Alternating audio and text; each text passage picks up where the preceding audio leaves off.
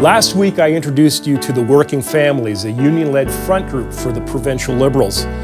The sole purpose of this organization is to ensure that the Liberals stay in power and that the Progressive Conservatives never form the provincial government ever. Don't believe me? Well, in the words of one of their own, 2007 Toronto Star article, Buzz Hargrove, a one-time president of the CAW, publicly admitted to this aim. Quote, "Our goal is to make sure the Tories don't get elected here," end quote.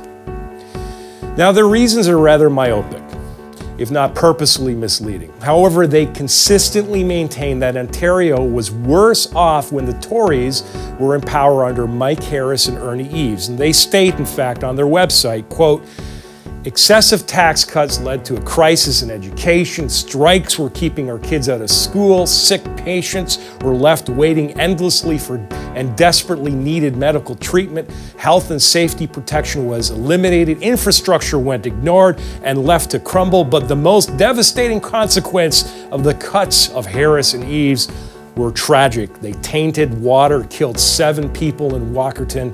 We saw diminished protection for workers, demoralizing cuts to social services, fewer teachers, nurses, and doctors to deliver high-quality public services," end quote.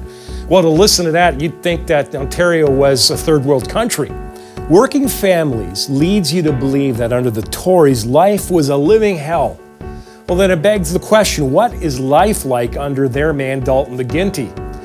Well, under McGuinty's leadership, Ontario went from being the economic breadbasket of Canada to becoming a have-not province in 8 short years.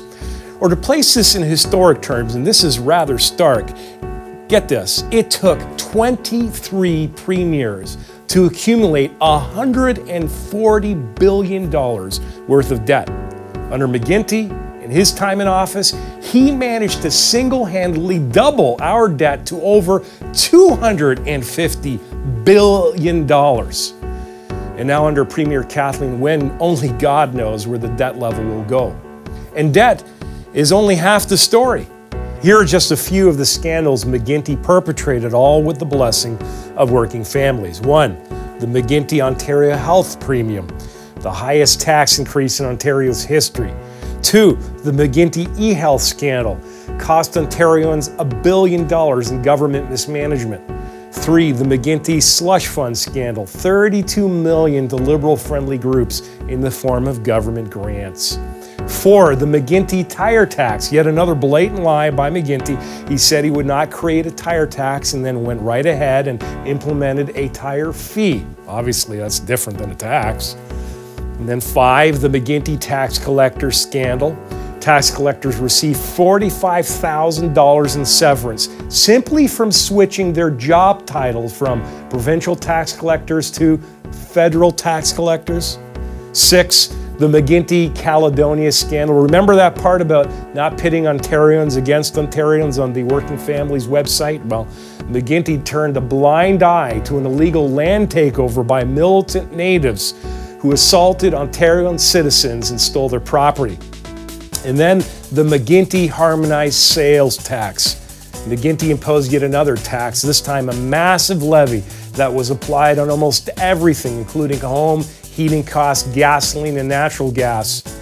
And then the McGuinty Samsung deal scandal. McGuinty awarded $7 billion to the Korean conglomerate Samsung, in which Ontarians pay significant higher fee and tariff energy rates for the next, 25 years, thank you, McGuinty. For an organization that claims to be concerned about the economic welfare of hardworking Ontarians, it is patently hypocritical of them to act as shills for the Liberal Party of Ontario, especially in light of all of the things that have taken place under McGuinty. So the next time you see a message from Working Families, remember the myriad of scandals, the money wasters, the taxes that they've supported, because that's, after all, their aim. Liberals in, no more Tories. I'm Tristan Emanuel. I make no apologies.